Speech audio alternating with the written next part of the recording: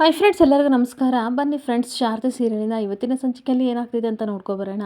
ಅದಕ್ಕೂ ಮುಂಚೆ ಯಾರೆಲ್ಲ ನನ್ನ ವೀಡಿಯೋ ನೋಡ್ತಾ ಇದ್ದಾರೆ ಫ್ರೆಂಡ್ಸ್, ಅವರೆಲ್ಲ ಪ್ಲೀಸ್ ಪುಟ್ಟದೊಂದು ಲೈಕ್ ಮಾಡಿ, ಹಾಗೆ ಫಾಲೋ ಮಾಡೋದನ್ನ ಮರಿಬೇಡಿ. ಬನ್ನಿ ಸ್ಟಾರ್ಟ್ ಮಾಡೋಣ. ಫ್ರೆಂಡ್ಸ್, ಮೊದಲಿಗೆ ಇಲ್ಲಿ ಬಿಸ್ನೆಸ್ ಪಾರ್ಟ್ನರ್ ರಾಘವ ಅವರು ಶಿವನಾರಾಯಣ ಫ್ಯಾಮಿಲಿ ಬಗ್ಗೆ ತನ್ನ ಮಗನ ಹತ್ರ ಹೇಳ್ತಾ ಇರಬೇಕಾದ್ರೆ ಅಲ್ಲಿ ಬಂದಿರೋ ಗೆಸ್ಟ್ಗಳೆಲ್ಲ ಹೇಳ್ತಾ ಇರ್ತಾರೆ, ಶಿವನಾರಾಯಣ್ ಸರ್ ನಿಮ್ಮ ಮೊಮ್ಮಗು ಸಹ ಬಿಸ್ನೆಸ್ಸಲ್ಲಿ ತುಂಬ ಬ್ರಿಲಿಯಂಟ್ ಅಲ್ವಾ ಅಂತ ಅಂದಾಗ ಅವನಿಗೆ ಸಿಕ್ಕಾಬಟ್ಟೆ ಆಶ್ಚರ್ಯ ಆಗ್ತಾ ಇರುತ್ತೆ. ಹಾಗೆ ಮತ್ತು ನನಗೆ ಅವನ ಬಗ್ಗೆ ಮಾತಾಡೋಕ್ಕೆ ಇಷ್ಟ ಇಲ್ಲ ಅಂತ ಅಂದ್ಬಿಟ್ಟು ಅದು ನನ್ನ ಪರ್ಸ್ನಲ್ ಅಂತ ಹೇಳ್ತಾ ಇರ್ತಾನೆ. ಅಷ್ಟೊತ್ತಿಗೆ ತಿರುಗಿ ನೋಡಿದರೆ ಈ ಕಡೆ ಸಿದ್ದು ಎಲ್ಲರಿಗೂ ಸಹ ಜ್ಯೂಸ್ನ ಕೊಡಬೇಕಾದ್ರೆ ಅದನ್ನು ನೋಡಿ ಶಾಕ್ ಆಗಿ ತಾತ ಹಾಗೆ ನಿಂತ್ಕೊಬಿಡ್ತಾರೆ. ಜೊತೆಗೆ ದಶರಥ, ಸುಮಿತ್ರಾ ಎಲ್ಲರೂ ಸಹ ಶಾಕ್ ಆಗಿ ಸಿದ್ದು ನೋಡ್ತಾ ಇದ್ರೆ ಈ ಕಡೆ ಪಾರಿಜಾತ ಮತ್ತು ಜ್ಯೋತಿಕನ್ಗೆ ಸಿಕ್ಕಾಬಟ್ಟೆ ಖುಷಿ ಆಗ್ತಿರುತ್ತೆ.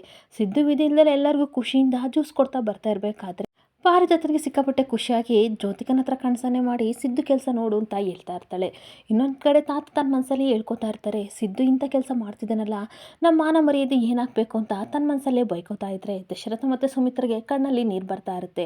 ಹಾಗೆ ನಾನು ಹೆಂಡತಿ ಮಾಡಿದ್ದ ಜ್ಯೂಸು ತುಂಬ ಚೆನ್ನಾಗಿದೆ, ಕುಡೀರಿ ಅಂತ ಅಂದಾಗ ಎಲ್ಲರೂ ಇಷ್ಟಪಟ್ಟು ಕುಡಿತಾ ಇದ್ರೆ ಸುಮಿತ್ರನ ಕಣ್ಣಲ್ಲಿ ಮಾತ್ರ ಆಗ ಸ್ಟೇಜ್ ಮೇಲೆ ಆ್ಯಂಕರಿಂಗ್ ಮಾಡೋರು ಹೇಳ್ತಾ ಇರ್ತಾರೆ, ಹಲೋ ಎವ್ರಿವನ್, ಶೂನ್ಯದಿಂದ ಬಂದು ಇವತ್ತು ಎತ್ತರವರೆಗೂ ಸಹ ಬೆಳೆದಿರೋ ಲಕ್ಷ್ಮಿ ಮತ್ತು ರಾಘವಾರ ಮಗ ತುಂಬ ಎತ್ತಕ್ಕೆ ಬೆಳೆದಿದ್ದಾರೆ. ಅವರ ಸಾಧನೆ ಅಂತಿಂಥದ್ದಲ್ಲ, ತುಂಬ ದೊಡ್ಡದು ಅಂತ ಅವ್ರ ಬಗ್ಗೆ ಎಲ್ಲರಿಗೂ ಹೇಳ್ತಾ ಇರ್ತಾರೆ. ಹಾಗೆ ಆ್ಯಂಕರಿಂಗ್ ಮಾಡೋ ಹುಡುಗಿ ಹೇಳ್ತಾ ಇರ್ತಾರೆ, ರಾಘವ್ ಸರ್ ಒಂದೆರಡು ಮಾತಾಡಿ ಅಂತ ಅಂದಾಗ ರಾಘವ್ ಮೈಕ್ ಇಸ್ಕೊಂಡು ಮಾತಾಡ್ತಾ ಇರ್ತಾನೆ. ಇವ್ರು ಹೇಳಿದ ಹಾಗೆ ನನ್ನ ಪರಿಶ್ರಮ ಮಾತ್ರ ಅಲ್ಲ, ನನ್ನ ಬಿಸ್ನೆಸ್ಗೆ ನನ್ನಿಂದ 10 ಜನಗಳ ಕೈ ಸಹ ಇದೆ, ಅದರಲ್ಲಿ ಮುಖ್ಯವಾಗಿ ಶಿವನಾಥ್ ಸರ್ ಅವರು ಅಂತ ಅಂದಾಗ ಎಲ್ಲರಿಗೂ ಸಿಕ್ಕಾಪಟ್ಟೆ ಖುಷಿ ಆಗ್ತಿರ್ಬೇಕಾದ್ರೆ ಶಾರದನ್ ಸಿದ್ದುಗೂ ಸಹ ಖುಷಿ ಆಗ್ತಾ ಇರುತ್ತೆ. ಹಾಗೆ ಮತ್ತೆ ರಾಘವ್ ಅವರು ಹೇಳ್ತಾ ಇರ್ತಾರೆ, ನನಗೆ ತುಂಬ ಅಂದರೆ ತುಂಬ ಇಂಪಾರ್ಟೆಂಟ್ ವ್ಯಕ್ತಿ, ಜೊತೆಗೆ ತುಂಬ ಸಹಕಾರ ಮಾಡಿದ್ದಾರೆ, ದಯವಿಟ್ಟು ಸರ್ ನೀವು ಸ್ಟೇಜ್ ಮೇಲೆ ಬರಬೇಕು ಅಂತ ಅಂದಾಗ ದಶರಥ ಅಪ್ಪ ಪ್ಲೀಸ್ ಸ್ಟೇಜ್ ಮೇಲೆ ಹೋಗಿ ಅಂತ ಕಳಿಸ್ತಾ ಇರ್ತಾನೆ. ಹಾಗೆ ತಾತ ಸ್ಟೇಜ್ ಮೇಲೆ ಹೋಗ್ತಿರ್ಬೇಕಾದ್ರೆ ಆಗ ಅವರು ಹೇಳ್ತಾ ಇರ್ತಾರೆ, ನನ್ನ ಬಿಸ್ನೆಸ್ನ ನಾನು ತುಂಬ ದೊಡ್ಡ ಮಟ್ಟಿಗೆ ತೊಗೊಂಡೋಗಿದ್ದೀನಿ, ಅದರೊಳಗೆ ನನ್ನ ಮಗ ಬಿಸ್ನೆಸ್ಸಿಗೆ ಬಂದಮೇಲೆ ತುಂಬ ಸಿಕ್ಕಾಬಟ್ಟೆ ಪ್ರಾಫಿಟ್ ಆಗ್ತಾಯಿದೆ ನಮಗೆ. ಸೊ ಇವತ್ತಿನ ದಿನ ನಾನೊಂದು ಮಾತು ಕೊಡ್ತಾ ಇದ್ದೀನಿ, ನಾನು ಎಲ್ಲ ಬಿಸ್ನೆಸ್ ವ್ಯವಹಾರವನ್ನು ನನ್ನ ಮಗ ನೋಡ್ಕೋಬೇಕಂತ ನಾನು ಆಸೆ ಪಟ್ಟಿದ್ದೀನಿ ಅಂತ ಹೇಳ್ತಾ ಇದ್ರೆ ಬಂದರೆ ಗೆಸ್ಟ್ ಎಲ್ಲರೂ ಸಹ ಸಿಕ್ಕಾಬಟ್ಟೆ ಖುಷಿಯಿಂದ ಕ್ಲಾಪ್ ಆಗ್ತಾ ಇರ್ತಾರೆ. ಹಾಗೆ ನನ್ನ ಬಿಸ್ನೆಸ್ ವೃತ್ತಿಯಿಂದ ನಾನು ರಿಟೈರ್ಡ್ ಆಗಬೇಕು ಅಂತ ಅಂದ್ಕೊಂಡಿದ್ದೀನಿ ಅಂತ ಬಿಸ್ನೆಸ್ ಮ್ಯಾನ್ ರಾಘ ಅವರು ಹೇಳ್ಬಿಟ್ಟು ಮತ್ತೆ ಹೇಳ್ತಾ ಇರ್ತಾರೆ, ನನ್ನ ಕಂಪನಿ ಫೈಲ್ನ ನಿಮ್ಮ ಅಸ್ತ್ರದಿಂದ ಆಶೀರ್ವಾದ ಮಾಡಿ ನನ್ನ ಮಗನ ಕೈ ಕೊಡ್ಬೇಕನ್ನೋದೇ ನನ್ನ ಆಸೆ ಸರ್, ಪ್ಲೀಸ್ ಕೊಡಿ ಅಂತ ಅಂದಾಗ ಸರಿ ಅಂತ ಶಿವರಾಯಣ್ಣ ಅವರು ತಾತ ಫೈಲ್ನ ಆಶೀರ್ವಾದ ಮಾಡಿ ಗಾಡ್ ಬ್ಲೆಸ್ ಯು ಮಗನೇ ಅಂತ ಕೊಟ್ಟಾಗ ಎಲ್ಲರೂ ಸಿಕ್ಕಾಪಟ್ಟೆ ಖುಷಿಯಾಗಿ ಕ್ಲಾಪ್ಸ್ ಹಾಕ್ತಾ ಇರ್ತಾರೆ. ಹಾಗೆ ಸರ್ ಈ ಟೈಮಲ್ಲಿ ಒಂದೆರಡು ಮಾತಾಡಬೇಕು, ನೀವು ಆಶೀರ್ವಾದದ ಮಾತನ್ನು ನಮಗೆಲ್ಲೂ ನೀವು ಹೇಳ್ಕೊಡ್ಬೇಕು ಅಂತ ರಾಘವ್ರು ಹೇಳ್ತಿರ್ಬೇಕಾದ್ರೆ ಪ್ರತಿಯೊಬ್ಬ ಮನುಷ್ಯನಲ್ಲೂ ಸಹ ಜೀವನದಲ್ಲಿ ಏರುಪೇರುಗಳು ಇದ್ದೇ ಇರ್ತವೆ. ಸೊ ಎಲ್ಲ ಪರಿಸ್ಥಿತಿಗಳನ್ನು ಸಹ ದಾಟಿ ಜೀವನದಲ್ಲಿ ಮುಂದೆ ಹೋಗ್ತಾನಲ್ಲ ಅವನು ಖಂಡಿತ ಒಂದಲ್ಲ ಒಂದು ದಿನ ಗೆಲ್ತಾನೇನೋ ನನ್ನ ನಂಬಿಕೆ ಅಂತ ಅಂದಾಗ ಸಿದ್ದುಗಂತೂ ಸಿಕ್ಕಾಬಟ್ಟೆ ಖುಷಿ ಆಗ್ತಾ ಇರುತ್ತೆ. ಹಾಗೆ ಅದಕ್ಕೆ ಎಕ್ಸಾಂಪಲ್ಲು ರಾಘವ ಮತ್ತು ಅವರ ದಂಪತಿನೇ, ನಾವು ಸಹಾಯ ಮಾಡಿದ್ವಿ ಅನ್ನೋದು ಎಷ್ಟು ಇಂಪಾರ್ಟೆಂಟು ಅಷ್ಟೇ ಕಷ್ಟಪಟ್ಟಿದ್ದಾರೆ ಅನ್ನೋದು ಸಹ ಅಷ್ಟೇ important.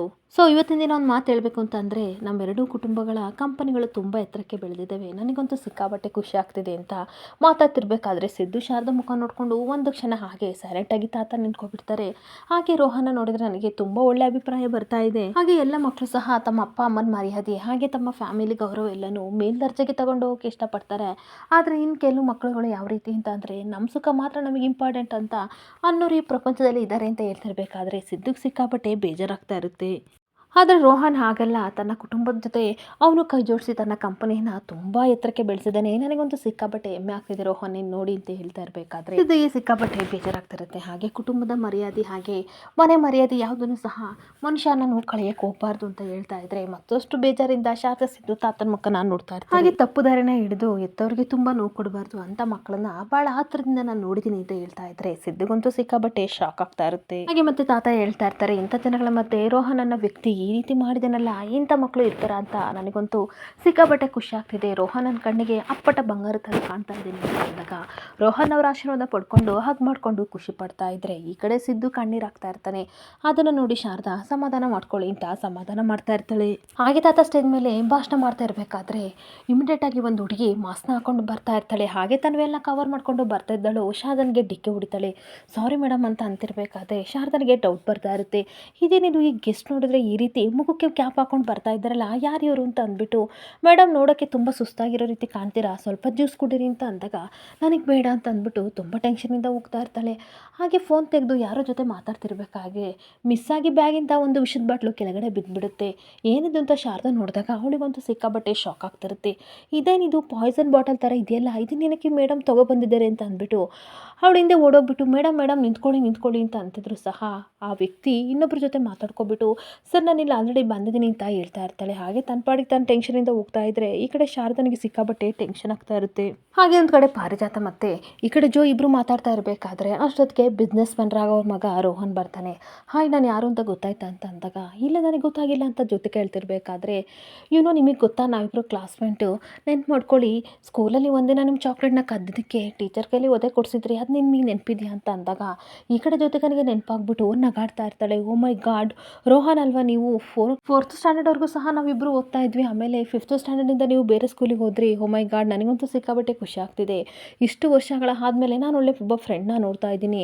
I am so lucky ಅಂತ ಅಂತಿರ್ಬೇಕಾದ್ರೆ ಅಂತೂ ನನ್ನನ್ನು ಕಂಡಿಡಿದ್ರಲ್ಲ ಬಿಡಿ ಜೊತೆಗೆ ಅವರೇ ಅಂತ ಹೇಳ್ತಿರ್ಬೇಕಾದ್ರೆ ಈ ಕಡೆ ಪಾರಿಜಾತ ಹೇಳ್ತಾ ಇರ್ತಾರೆ, ನಾನು ಯಾರು ಗೊತ್ತಾ, ಈ ನನ್ನ ಗೋಲ್ಡಿಯ ಗ್ರ್ಯಾನಿ ಅಂತ ಅನ್ಬೇಕಾದ್ರೆ ವಾಟ್ ಗ್ರ್ಯಾನಿ ಅಂತಂದರೆ ಏನು ಅಂತ ಅನ್ಬೇಕಾದ್ರೆ ಗ್ರ್ಯಾನಿ ಅಂತಂದರೆ ಅಜ್ಜಿ ಅಂತ ಖುಷಿಯಿಂದ ಹೇಳ್ತಿರ್ಬೇಕಾದ್ರೆ ನನಗೆ ಆಶೀರ್ವಾದ ಮಾಡಿ ಅಂತ ಕಾಲಿಗೆ ಬೀಳ್ತಿರ್ಬೇಕಾದ್ರೆ ಒಳ್ಳೇದಾಗಲಿ ಅಂತ ಆಶೀರ್ವಾದ ಮಾಡ್ತಾ ಇರ್ತಾಳೆ. ಹಾಗೆ ಜೋ ನೀನು ಏನು ಮಾಡ್ಕೋತಿದ್ಯಾ ಅಂತ ಅಂದಾಗ ಅಪ್ಪನ ಬಿಸ್ನೆಸ್ನ ನೋಡ್ಕೋತಿದ್ದೀನಿ, ನಿನಗೆ ಇವಾಗ ತುಂಬ ರೆಸ್ಪಾನ್ಸಿಬಿಲಿಟಿ ಇದೆ ಅಲ್ವಾ, ತುಂಬ ಜವಾಬ್ದಾರಿ ತಲೆ ಮೇಲೆ ಬಿದ್ದಿದೆ ಅಂತ ಜೊತೆ ಕೇಳ್ಕೊಂಡು ನಗಾಡ್ತಾ ಇರಬೇಕಾದ್ರೆ ಅವರಿಬ್ಬರು ಮಾತಾಡೋದನ್ನು ತಾತ ನೋಡ್ತಾರೆ. ನೋಡ್ಬಿಟ್ಟು ತಾತನಿಗೆ ಸಿಕ್ಕಾಬಟ್ಟೆ ಖುಷಿ ಆಗ್ತಾ ಇರುತ್ತೆ.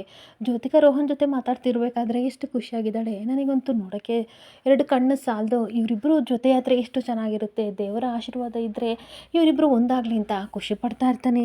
ಹಾಗೆ ಇನ್ನೊಂದು ಕಡೆ ಅನಸೂಯ ಪ್ಲೇಟೆಲ್ಲ ಕ್ಲೀನ್ ಮಾಡ್ತಾ ಇರಬೇಕಾದ್ರೆ ಶಾರದಾ ಬರ್ತಾಳೆ. ಏನಕ್ಕೆ ಡಲ್ಲಾಗಿದೆಯಾ, ಸಪ್ಪೆಗಿದೆಯಾ, ಏನಾಯ್ತೆ ಅಂತ ಅನ್ಬೇಕಾದ್ರೆ ಅಮ್ಮ ಏನು ಗೊತ್ತಾ, ಆಗಲೇ ನಾನು ಎಲ್ಲರಿಗೂ ಜ್ಯೂಸ್ ಕೊಡ್ತಿರ್ಬೇಕಾದ್ರೆ ಒಂದು ಹುಡುಗಿ ಮುಖಕ್ಕೆ ಮಾಸ್ಕ್ ಹಾಕ್ಕೊಂಡು ಬರ್ತಾ ಇದ್ಲು, ನನಗೆ ಡ್ಯಾಶ್ ಹೊಡೆದ್ಲು, ಅವಳನ್ನ ಹುಡುಕ್ತಾ ಇದ್ದೆ, ಇಲ್ಲಿಗೆ ಬಂದ್ಲು, ಅವಳನ್ನ ನೋಡಿದ್ರ ಅಂತ ಅಂದಾಗ ಇಲ್ಲ ಕಣೆ, ಈ ಕಡೆ ಯಾರೂ ಬಂದಲಿಲ್ಲ, ಅಷ್ಟಕ್ಕೂ ಆ ಹುಡುಗಿ ನಿನಗೇನಾದರೂ ಗೊತ್ತೇನೆ, ಏನು ಕೊಡ್ತಿದ್ಯಾ ಅಂತ ಅನ್ಬೇಕಾದ್ರೆ ಏನಿಲ್ಲಮ್ಮ ಸುಮ್ಮನೆ ನೋಡಬೇಕಿತ್ತು ಅದಕ್ಕೆ ಹುಡ್ಕೊಂಡು ಬಂದೆ ಅಂತ ಅಂದಾಗ ಶಾರದಾ ಅದೆಲ್ಲ ಇರಲಿ ಕಣೆ, ನೀನು ಸಾಂಗ್ ಆಡ್ದಲ್ಲ ಆಗಲೇ, ಆವಾಗ ಆ ಸಾಂಗ್ನ ಕೇಳ್ಕೊಂಡು ಯಾರಾದರೂ ಮ್ಯೂಸಿಕ್ ಡೈರೆಕ್ಟರು ನಿನ್ನ ಹತ್ರ ಬಂದ್ರೇ ಆಫರ್ ಕೊಡ್ತೀನಿ ಅಂತ ಏನಾದರೂ ಹೇಳಿದ್ರೇ ಅಂತ ಅನ್ಬೇಕಾದ್ರೆ ನಿಮ್ದೊಳ್ಳೆ ಅಮ್ಮ, ನಿಮಗೆ ಗೊತ್ತಾಗಲ್ವಾ, ಸಿದ್ದು ಸರ್ ಏನೋ ತಮಾಷೆ ಮಾಡಿದರು, ಅದನ್ನು ಸೀರಿಯಸ್ ಆಗಿ ತೊಗೊಂಡು ಈ ರೀತಿ ಹೇಳ್ತಿದ್ದೀರಲ್ಲೇ, ನಮ್ಮಂಥವ್ರಿಗೆಲ್ಲ ಅವಕಾಶ ಸಿಗಲ್ಲ, ಬಿಟ್ಬಿಡಿ ಅಂತ ಅಂದಾಗ ಯಾರಿಗೆ ಗೊತ್ತೇ ಅದೃಷ್ಟ ಚೇಂಜ್ ಆದರೂ ಆಗ್ಬೋದು ಕಡೆ, ಅದಕ್ಕೆ ಕೇಳಿದೆ ಅಂತ ಅಂದಾಗ ನಿಮ್ಮ ತಲೆಯಲ್ಲಿರೋ ಆ ಬುದ್ಧಿಯನ್ನು ದಯವಿಟ್ಟು ತೆಗ್ದಿಡಿ, ಆ ರೀತಿ ಎಲ್ಲ ಯೋಚನೆ ಮಾಡಬೇಡಿ ಅಂತ ಯೋಚನೆ ಮಾಡ್ತಿರ್ಬೇಕಾದ್ರೆ ಸಿದ್ದು ಬರ್ತಾನೆ. ಸಿದ್ದುನ ಸರ್ ನೀವೇನಾದರೂ ಒಂದು ಹುಡುಗಿ ನೋಡಿದ್ರೆ ಅವಳು ಮುಖಕ್ಕೆ ಮಾಸ್ಕ್ ಹಾಕೊಂಡು ಇಲ್ಲಿ ಓಡಾಡ್ತಿದ್ಲು ಅಂತ ಅಂದಾಗ ಆ ಥರ ಹುಡುಗಿನ ನಾನು ಯಾರನ್ನೂ ನೋಡಿಲ್ಲ,